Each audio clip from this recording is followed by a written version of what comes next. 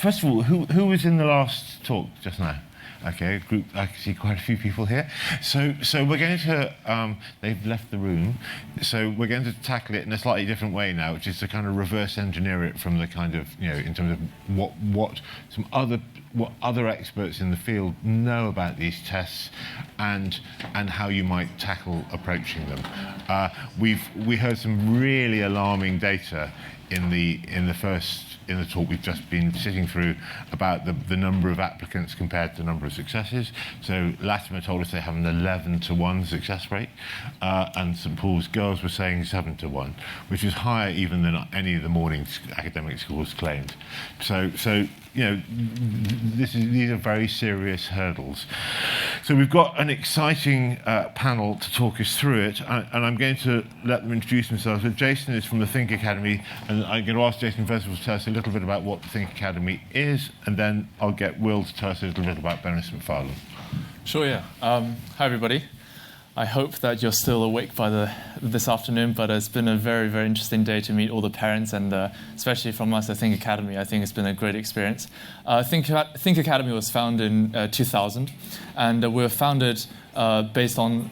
Our founder actually started as a tutor himself, and he began by teaching maths, and he grew slowly and slowly through reputation. And by 2010, we were able to launch our IPO on the New York Stock Exchange. And by 2016, we became the world's biggest extracurricular company. And we came to the UK in 2020. We have launched, I think, 6 overseas branches, which includes UK, US, Malaysia, Singapore, and we're hoping to launch more in the years to come. We specialize here in the UK on maths. Specifically, we actually range from reception year all the way to GCSE, and we're launching our A-levels program in the next year or so. Our math is, we believe in something called the modularization of studying, which understands the underlying issue of an individual math question. So, yeah. Great, thank you. And Will, do you want to tell us a little bit about Bonas MacFarlane? Good afternoon. My name's Will Petty from Bonas MacFarlane. I'm a co-director there, and Bonas MacFarlane's sister company is the exhibition itself. At Bonas MacFarlane, we're sort of split into two, if you like, slightly. We have our tuition business, which is one of the most established private tuition businesses in the UK market of the modern era. And then we have our consultancy, where I predominantly spend most of my time, where we specialise in tailored advice for parents at all stages of education in the independent sector, largely in Britain, but we dabble in Switzerland and Europe for schools, and for higher education, we have a very serious American college application department alongside our UK HE department, working in tandem. And just to give you a sense of kind of scale of operation, so give us that huge number of clients you work with in China. Oh yes, thank you for reminding me. So since our founding, we have serviced over 40 million students worldwide. And out of those 40 million, actually at our peak, we had just about 200,000 employees, teachers, and tech. We actually identify ourselves as a ed tech company. We employ roughly 20 to 25,000 tech people doing research and cognitive function research, etc., etc. And just to give a sense of how different Bonas MacFarlane is, yeah, we're making exactly the same money, just only from 158 families. In the consultancy side for our placement work, it's intentionally, it is a small club, because what we do is extremely hands-on. I will be with the family for the entire journey, and it's made to fit exactly around the family to get the best possible outcomes for everybody. And the tuition side of things, any one moment, obviously, it goes up and down seasonally quite strongly, and Easter obviously is everyone's going at it like crazy for public exams, but sort of on average we're probably working with 400 to 500 families throughout the course of the year on a month-by-month basis. So that gives you just a little bit of sort of background on where both our speakers are coming from. So I'm going to ask Will to give us a bit of background about the pre-tests to start off with. Some of you might have done Common Entrance a long time ago, and if you have, you will have memories of 11 plus and 13 plus, but it's all changed a lot, hasn't it? So what are the pre-tests and what's going on? Right, so initially the pre-test, and I'm just going to use that as an umbrella term, but really more often than not, that will be referring specifically to the ISEB common pre-test. However, please bear in mind there are other pre-test products out there, some of which as well are starting to rear their heads at schools as an alternative to the common pre-test. So things are still changing, and it's been a period of great change for admissions procedures across the board in the independent sector. The last 5 years has saw more change than the previous 10 years of my career combined. So it's been a very busy, dynamic time for this part of the education market. The pre-test is used by and large by senior schools, secondary schools. If you're looking at 13 plus, which is the traditional public schools, so the boarding schools in London, St Paul's, Westminster, to a lesser extent King's, they will be used that for their 13 plus candidates, but they'll use it when the children are around 11 years old, 10 in some cases, so in the autumn term of year 6 and 7. It's an online test, it's computerized, it's multiple choice, and at its heart is a cognitive function test. It is measuring how your child's brain works. Not in a hugely sophisticated way, I have to point out. It generates numbers only. So whereas in the assessment world, if you want to do a cognitive diagnostic of your child, you'd go to an educational psychologist. They would measure very similar things to this test, but do so in a much more interactive way with much more powerful diagnostic tools that then allow you to create a very serious report on this child's cognitive ability. The pretest obviously has one specific function, which is to give some data to a school to then make a judgment whether the said child is appropriate to continue on to the next round of assessment for entry into that school. In London, we are seeing, particularly COVID brought on a real rash of this, and it now looks like it's going to stay. We've seen a lot of day schools coming in to use similar tests to the pretest. Quite often, something exactly like the pretest, but they'll be using it as the main test to go in for the 11 plus admissions criteria. A great example of that is the London Day Schools Consortium, largely made up of all girls' schools. They, in fact, used the common RCB test during COVID, but are returning to their own test, which behaves very similarly.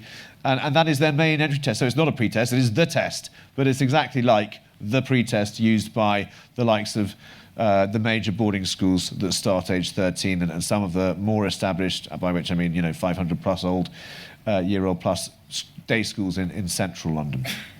The test is split up into 4 parts. At Bonas MacFarlane, we tend to recommend, you try and do it on 2 separate days. You can do it on 4, but that's a bit much. But spread over 2 mornings, it is quite a good idea. Sometimes your current school will decide for you. The biggest latest change is that now parents apply for the ISCB common pretest themselves. The schools used to organise it all for you. Now parents have to undertake that job. For anyone needing a pretest this coming autumn, the registrations for that actually don't open until August. So a little bit more work is required from you guys now under this new rule change, and school won't do everything anymore. So you do need to keep your wits about you, doing your homework, listen to your prep schools, and if you're not liking what you're hearing, double check somewhere else with someone like us, frankly, because it is really important. And my office, you just call us and we'll answer a question like that over the telephone. So you don't have to go spending loads of money to find out some stuff. The idea behind a pretest is, I think schools really came at it as a way of kind of negating the misplaced anxiety, in my opinion, over the sort of tuition boom that kicked off in the late 90s and is still going. And the schools got very worried that, or in my opinion, I should say, that lots of kids were being over-tutored to get into schools that they didn't really belong on an academic point of view, and then would struggle the whole way through. And they wanted something where, in theory, you couldn't sit a kid down and say, if you do this, this, and this, if you memorise this, this, and this, if you regurgitate it in this order, you're going to get in, you're going to be okay. which you can do to a certain extent with a very wide range of academic ability with the traditional common entrance of 13+, because it's basically rote learning. There's very clearly written syllabi which tell you what you need to memorize and regurgitate and how you need to do it.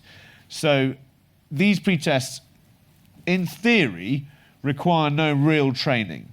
In theory, no real revision. Of course, though, like all tests, there are flaws and it has to follow a pattern. And at this age, 10-ish, most of the foundational knowledge is in place, but there is going to be the odd question that, you are not going to be able to answer if you haven't necessarily been taught said thing in school. So whilst it's a bit of a release for us parents in that, you actually can't, revolutionise the kid's performance in this test with tutoring in a way to the degree that you perhaps could with a more old-fashioned written exam. But it is really important to prepare. It is really important that your child understands the techniques involved, the questions, that is prepared for it to change. These tests are adaptive. They're seeing more and more changes each year than they've done before. In fact, the Common ICB test is being published by a completely new assessment generating business now than the one it was using for the previous 10 years. So you really do need to keep in the mix, listen to your schools, get online, read the information for parents, go to reputable providers of information for this sort of stuff, and just make sure that you're dotting all your I's and crossing all your T's. That's very helpful. Before I ask Jason to dig into the maths side of the test, could you just, you use a term there which I think I understand, but I suspect lots of people may not. Adaptive.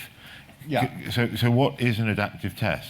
So adaptive tests, they will respond based on the answers to the questions that the applicant is giving, the student in this case.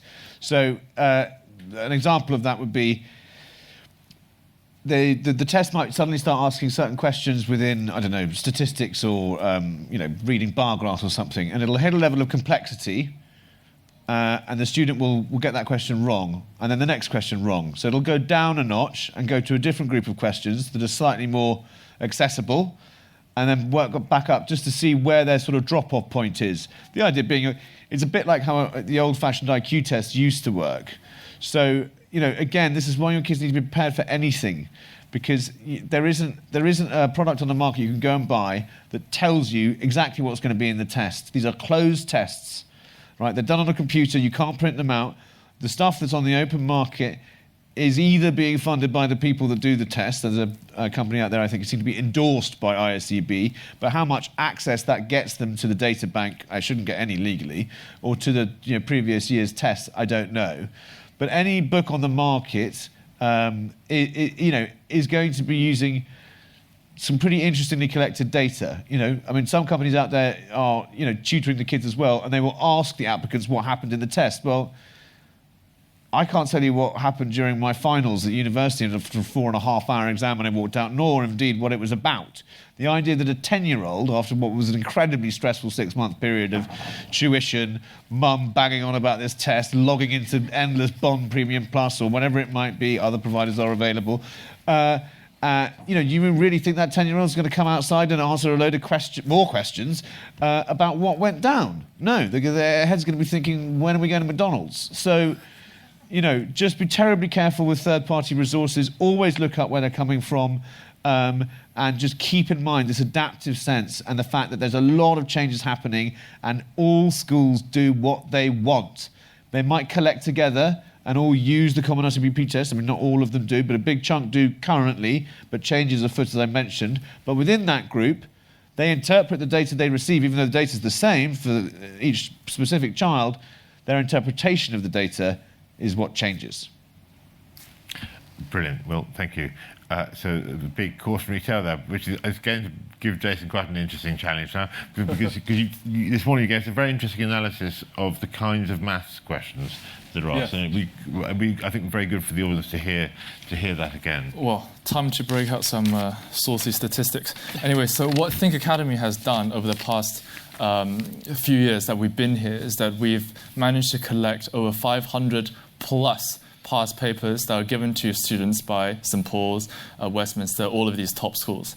And we were able, especially the math side, we were able to conclude and collect all of the data into modules. So for example, in the 11 plus exams, we've concluded there are 7 core modules.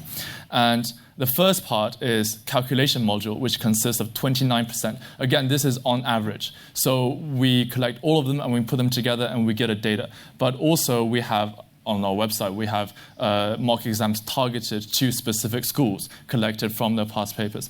Anyway, practical problem solving, we have 24%, geometry, 19%, and on the harder, more difficult part is combinations, 9%. Number theory, for example, factors, multiple, prime number at 8%.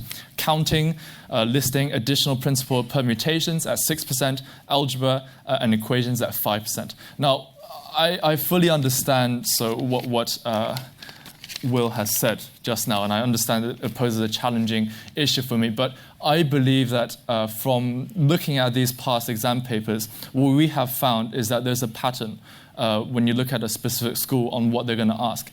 And at the same time, if you're targeting your child to a specific school and you're very narrow-minded in that end, then of course, you should only, in our opinion, from our expertise, that you should only look at the past papers from that school. Don't look at anything else because they have their own way of questioning.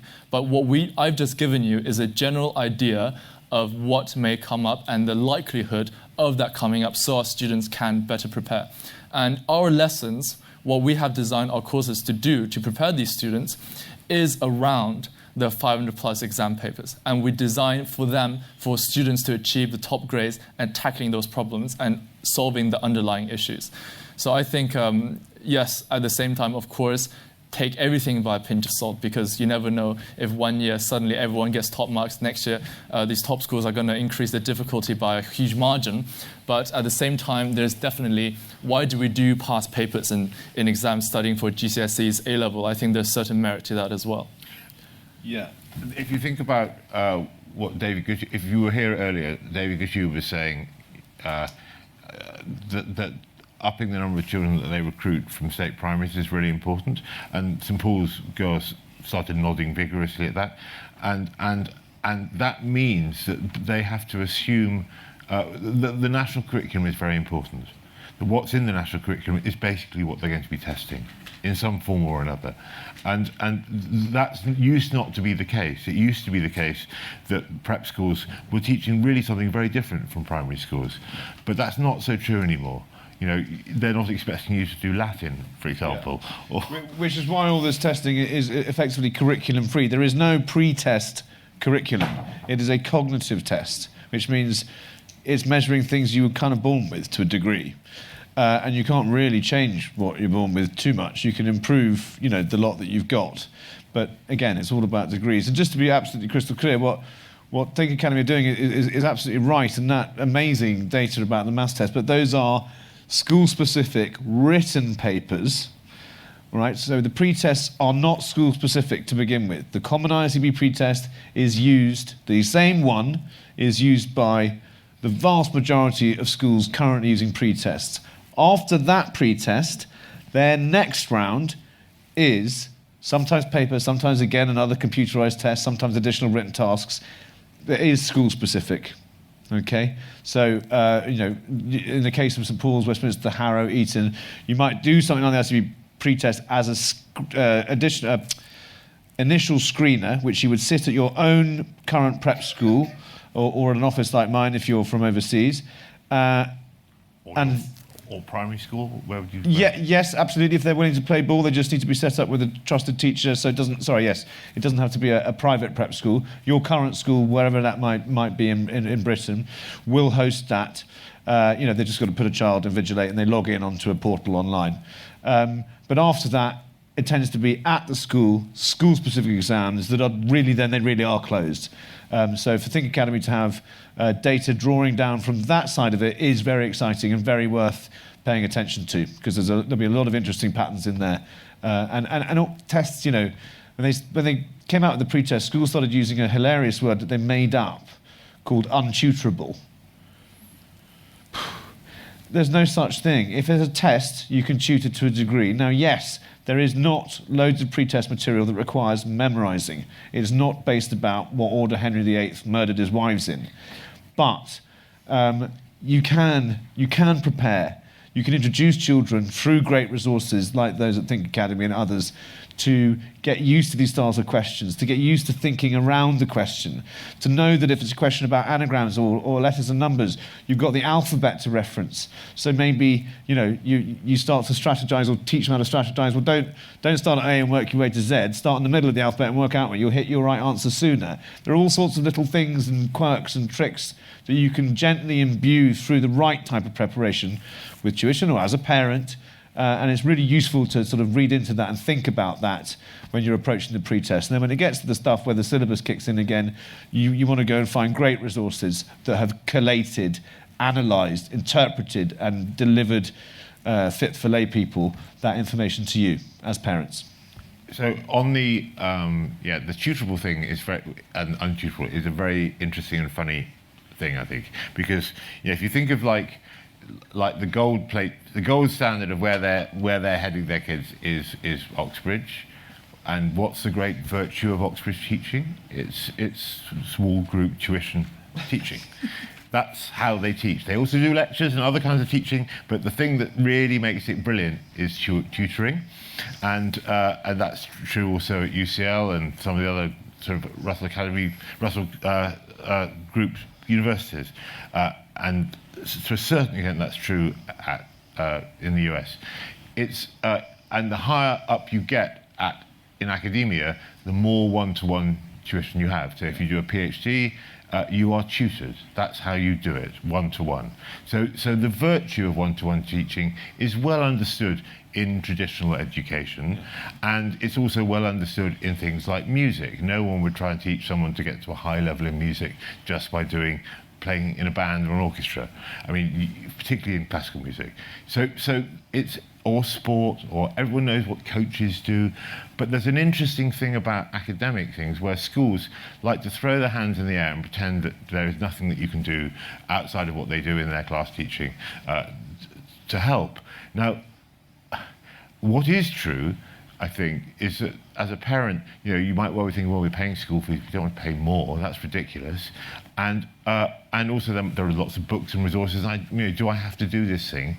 And wouldn't it be brilliant if we didn't have to have tuition? Well, in China, they banned tuition completely. And wouldn't it be brilliant if the government did that here? I mean, I think that would be probably the single most popular thing a government could do. But they're not going to do it, probably. And 50% of kids in London are tutored. So I think what we ought to do is sort of like step away from St Paul's in Latimer telling us, well, this is just terrible and you shouldn't do it, and talk a little bit about about what you can do either by using resources or services like Think Academy or services like Bonas MacFarlane. What do they do? How does it work? Will it help? And let's have a kind of open discussion about that. So let's start with you guys. Yeah, sure. Actually, I had a really interesting point to follow up on that. We spoke to 3 top heads, past heads of schools that we previously mentioned. I'm not going to say who, but we mentioned their name in this talk. And they all said that we highly recommend for the children to be tutored because at this point, because at this point that the market in London is so competitive that is practically impossible for a child, unless the child is incredibly talented, to go into an exam to be prepared enough to pass at the level that they need to. But whenever we speak to someone who is currently the heads of top schools, the response we get is that they should just take the test as is to test their ability, and they should focus on flourishing their own abilities and what they enjoy doing. So take of that what you may. But anyway, at Think Academy, we believe in focusing and studying the underlying causes of a child's problem. If someone finds a specific topic very difficult, we don't want to just keep your child practicing, do it again. We want to tackle why do you find it difficult? How do you find it difficult? And what are the ways that we can help you, make it not difficult? And a lot of times, a lot of schools make the mistake that when they teach a method in solving a problem, they think that there's only one method to solve it, and their method is the best. But what we do all the time is, before we give a lesson to our students, our teachers gather together and they look at this question and they talk about methodology. And one teacher will go through this question many, many times, and the other teacher will pitch in and say, oh, look, what about this way? What about this way? And then at the end of the day, we come up with some fantastic ways to tackle a very difficult question. And we teach that to our students. And some of our students are actually very, very adapted to a different way of thinking. And we provide long-term courses. We think that having a systematic learning experience is much more beneficial, because having someone starting something at the beginning and slowly build that foundation level of understanding of math throughout a substantial period of time is more helpful than when let's say you're bad at algebra and then you just do algebra, but then you forget about the other topics. So we believe in long-term courses. And we also believe in another thing that's quite, let's say, less usual, is group tuition. Now, why do we think group tuition is important? We believe that a lot of times children lack the motivation to learn. And why do they lack the motivation? Either because of interest, or because they're not understanding it fully, or they're finding it difficult at school. But one thing that we find very interesting is children actually, they are very, very competitive animals. They're always competing with one another, either in sports, or in life, or in school. So when you put a child in a setting, you can see how you're doing compared to other people, and see how they're doing compared to you. You suddenly become, oh wait, oh look, Jimmy is doing better than me, maybe I should work a bit harder. And we find that actually very, very helpful. And all of the children we have, they run ideas off of each other, they talk to each other, and they become great friends. Even though we provide it online, even though they're just online, but they actually end up becoming great friends.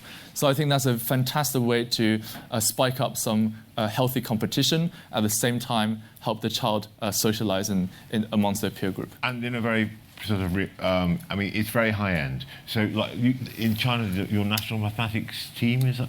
Yeah. So in the national mathematics team in China, there were 5 members, and 3 of them came from Think Academy. And that's all it is. Oh, okay. That's great.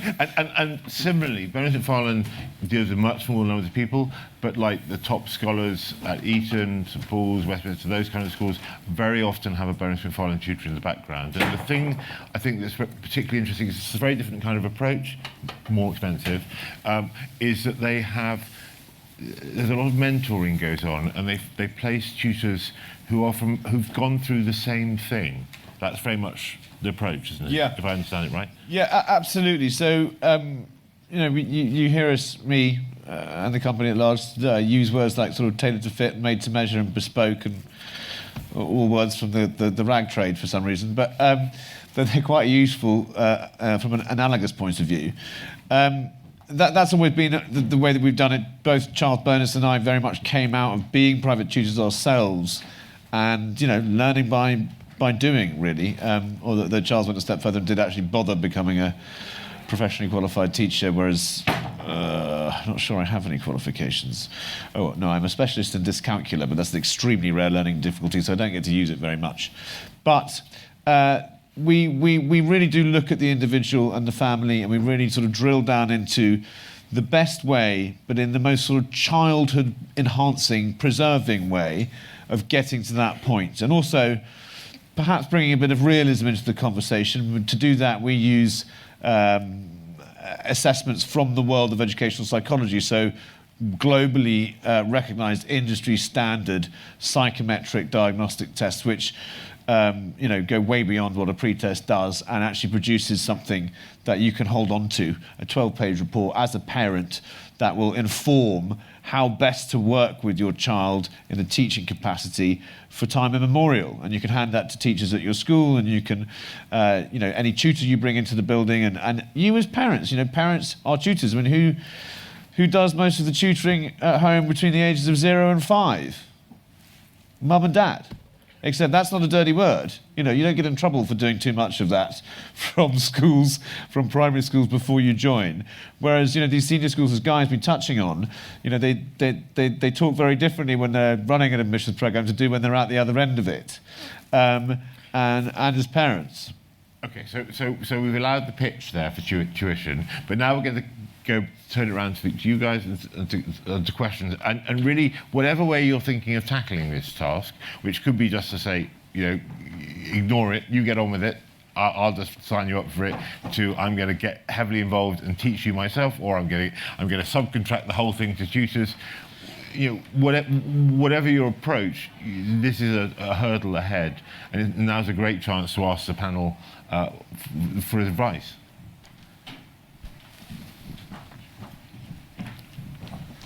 Hi, I was wondering if the common ISEB pre-test is this exactly the same test as the ISEB used by the day schools? Like, is it the same question bank and the same questions? Yes. Right. Yeah, okay. Absolutely. The common ISEB pre-test, not to be confused with, the common entrance 11+ or the common entrance 13+, which are the old guard, still in use and still found everywhere. So the language is very confusing. And of course, they've added in 2 or 3 more acronyms. But the common ISEB pre-test is a single product. If someone says they're using that, it's the same one. Schools access your information remotely. So the data goes up, not the tests in full, the data that ISEB choose to share with schools that use it. They then go and type in a code, gives them the data on that child. That's it. So then you're not even seeing the physical output necessarily, just the scoring output.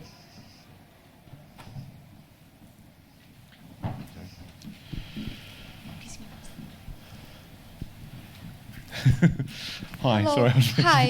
Hi. My question is about if child has a mild dyslexia, would you recommend tutor or just do extra work at school with a specialist learning? Yeah, great question. The word dyslexia is a bit of a minefield in terms of what it describes as a vast array of learning difficulties, probably about 200, we reckon, at last count, which can be incredibly different. So when you add the word mild in front of it, for me to know quite where we are with mild that. Is, let's say, a child has very high IQ and CAT is very high and is recommended to apply to the top academic schools, but okay. English is average and right. Most issues are with spelling, punctuation, copying in. Okay. Well, that's very useful to answer this question, although I was just talking about, so just taking that sort of terminology to one side, in that very specific case, look, if there are learning difficulties at play, you should be going to a specialist therapist to discuss what plans you have underway. You, madam, have some, clearly very good information suggesting that he's what we describe as high functioning, and therefore, the dyslexia or the tendencies is probably better to say in the modern era. They're very specific. Now, the one thing that you have to do to answer a question in English and in maths and in anything else is read. And if you're learning difficulties are taking you down a path where there are lots of obstacles to reading, I would recommend that you have specialist help for that, with really serious specific learning difficulties therapists who know about the science of fixing that issue, because the reading, the ability to scan the page and decode the information, these tests are timed, the time is noted, it affects your score. That's where they're going to come a cropper. If they give them another 20 minutes, they'll be absolutely fine and they smash it, but they're not going to get that necessarily. So you need to make sure that you've got specialist help in place, possibly coupled with a regular tutor who knows more about the test themselves and how to go through it, and maybe having a bit of a hybrid. With all those kind of things, get everybody who's working with your child talking to each other. Okay, and so many parents, we've got one tutor from this place and one from over there, and do they know each other? Is the English guy telling the maths guy what's going on? And the more you get a community, it takes a village. And if you get, if you've got multiple people involved, get them communicating with each other, keep an eye on them. You might not be an educational professional, but you are a parent, and you have been guiding this child or these children for a certain period of time. You do know a fair amount about what you're doing. So please, apply the same kind of rules that you'd apply to your family. You wouldn't start sort of taking your child down quite a specific route without having spoken to their other parent about whether or not that's something you're going to do. So get everyone talking. If there are little quirks involved, deal with them the right way. And it comes to learning profiles and special educational needs, start with a really serious, professional outfit who are specialised, who may then well tell you, no, you're fine to use a regular tutor and etc. But yeah, get everyone talking and do look specialists. Look for specialists. Thank you very much. Can I ask additional question regarding the same problem? Basically, we're in process of diagnosing it, but at the moment he doesn't feel like he needs extra time and he doesn't need to use a laptop for exam. Would you advise still to put this information into application form for the top academic schools, or it's not necessary? That's highly specific stuff. So, and there's no way I can comment, having seen no data at all. And also, we just want to keep the conversation for the room as a whole. But do find me afterwards, and I can just talk to you a little bit more about it. Okay? Thank you. Not at all.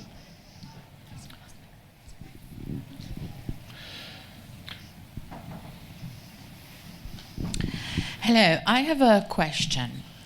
The ISCB in Form 7, is it the same as the ISCB in Form 6? Yeah. What changes? Nothing. The age of your child. Lovely. But the content, the preparation is So how these tests work in general, any cognitive function test they have to produce something called a data bank, right? Which is the questions and the answers. And that data bank has to be of a certain size to be statistically verifiable, that it can then be used on a randomly selected sample of the population in play, i.e. children in the private system from the age of 1. They're then questionnaire. That takes about 3 to 5 years, okay, to build up that. The test will draw down from that data bank, but depending on the test, different questions might appear, but the pool from which they're selected is the same. Same format, same test, all the time. It's one single product. There isn't a ISCB Year 6 program and an ISCB Year 7 program. That's up to schools to decide when to deploy the test. Totally up to them. And it usually is Year 6 or Year 7. But I'm just waiting for some crazy 8+ schools to start using it on toddlers. But, so just to be super clear, if you're two children taking the same test in the same year group at the same time, might be doing totally different questions. Possibly. Right. But not always. It depends. It does depend. And the common ICB pretest under the old publisher wasn't adaptive. And they haven't quite published exactly what they're changing under the new publisher. Right.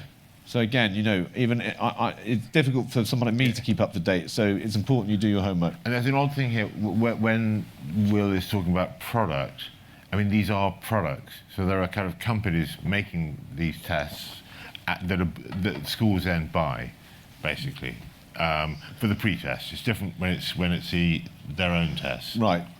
Absolutely. And that's really important because a lot of independent schools in this country have charitable foundations, and therefore the ethos in Britain, when you talk about education, and also we've got a very dominant, strong, state-funded education system as well, people don't often think about, necessarily lots of money being involved. Even if you're at a private prep school or a public school where you're spending a load of money every year, there is this kind of idea that there's a goodness about it, and people work in education. Teachers aren't particularly well paid, actually, and they really are doing it for love because the money really isn't that good.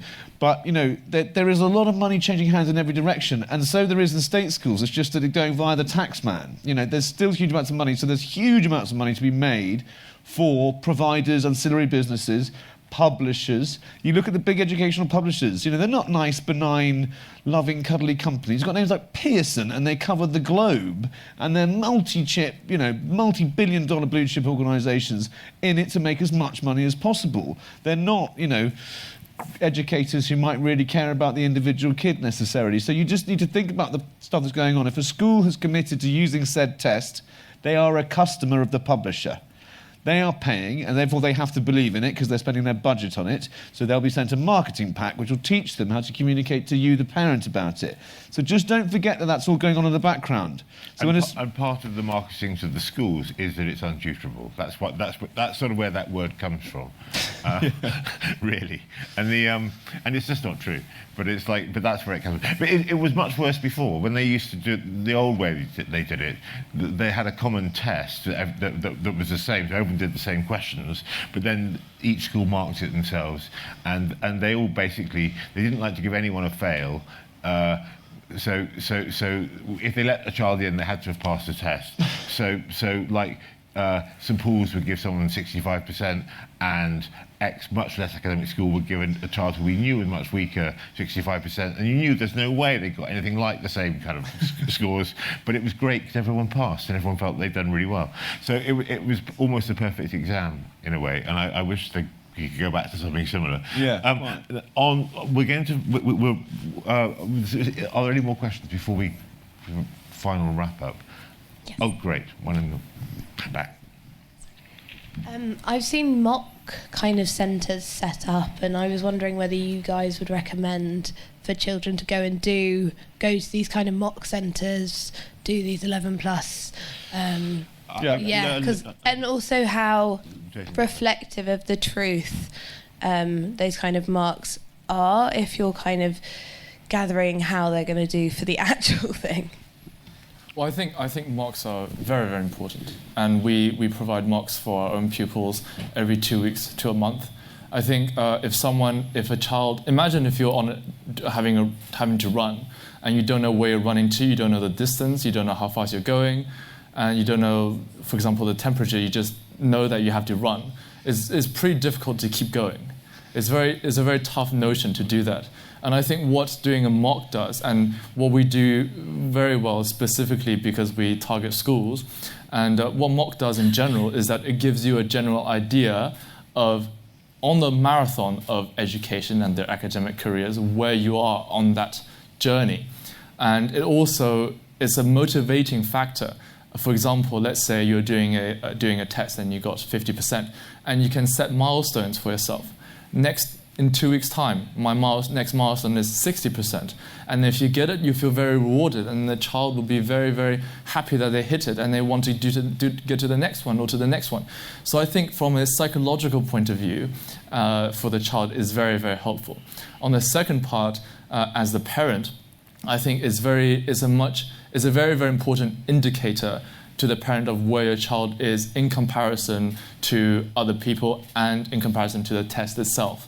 I know there's a mock in Sutton that takes place every year. I think about 2,000 people go to it, and they actually rank the pupils on there. And everyone takes that as sort of for lack of a better word, a national mock exam. It's because you get to see where your child is compared to other children on a much grander scale. And that's how once you figure that out, you know how to help your child better, you know which modules they're struggling with, you know in which direction they may need help. So I think it's more of a clarifying factor, a motivating factor, and a guide in how to help your child better. Don't feel too bleak about it, though, if you're not kind of like in the top group with your child. I mean, there is just this thing around education that it's a sprint, and that it really and there is actually nothing sadder than the kind of like superstar at 11 plus 13 plus who's burnt out by the time they're 18 plus or at university, or at some point later on in their education career has really decided they hate it and it was never for them. I mean, it's and I think perhaps we should end on this topic really, which is these hurdles are not of our making, and as parents you've got to get your child through them in the most painless way imaginable. Yeah. So what tips would you give to make it bearable for everyone? I mean, I think what Guy said is that that this whole sprint thing in education is crazy, and it is created by a combination of these necessary tests and some, in some well, to a degree. Parents are pretty good at winding each other up. I sort of specialise. I'm not really in education. I'm in kind of quite high-end family therapy, really. Because actually there is just this assault to the end line. But then you get there, I don't know what, and I don't know what, it feels like at the moment in London, a lot of parents, the end game is 11 plus. What? That's like stage 1B. You're thinking, education is about how to prepare yourself for maximising your potential in adult life and being introduced to things that are going to keep you alive, healthier, more interesting and more interested for as long as possible, and hopefully produce more humans who do the same sort of thing. Not too many, by the way, there's loads of us. But, that it's not about, what's the last institution you went to. And I spend most of my time saying to parents, like, what's the rush? Why do they have to go to uni when they're bang on when they're 18? You can afford to let them stay at home for an extra year, or even fund them to have a gap year, do something really interesting, pick up something they can't teach you in school, then go on to university. The only place that people care about your date of birth is school. Unis don't. I had 72-year-olds in my tutorial group for my Masters in Philosophy at Edinburgh, and I was 19, right? They don't, your age is irrelevant. Well, I'm sure there's this bottom ceiling, but you can go at any age. They don't need to know. And not even that. One of my closest friends was at Oxford with Ruth Lawrence, who was like at the time the great child prodigy in maths. Right. And I don't. You probably don't know this, but at Oxford, a maths degree to get a first you had to get about 35%, and Ruth Lawrence was getting about 70%. So she was scoring double what her older contemporaries were getting. But did Ruth Lawrence become a stunning mathematician who solved loads of new problems? No, she didn't. So she was very, very good at it up to a certain point, and then it kind of peaked. Yeah. So these things are very complicated, and certainly, it's a great achievement to get into a top school, but it doesn't mean very much in life. No, and you need to think about your child's journey to that goal, right? Because that's actually what happens along the way, my experience to date, tends to be the stuff that really shapes them and really makes a difference. Not where they did it, necessarily, or how high a grade it was. And by the way, most of the educational world and certainly recruitment world is sort of starting to realise that grades are really bad for choosing people for various things. They've never been great. We invented exams to staff an empire. Well, that doesn't exist. We didn't invent the exams. And in fact, the exams were originally invented in China thousands of years ago, and they were sensible enough at the time to uninvent them when they served the brief purpose they had. But now, the modern world, there's money to be made. We brought all these tests back because it's, commercialised and all that sort of stuff. But the more that you can give your child a break from that, I know we're talking about tests, and this is the name of the lecture, but the more you can find ways to do that, to break open a slightly unusual opportunity, it could be doing something different with someone like Think Academy, it could be an extracurricular activity at school, it could be something different you do together on a holiday, just those little nuances and minutiae, that's where the magic tends to happen.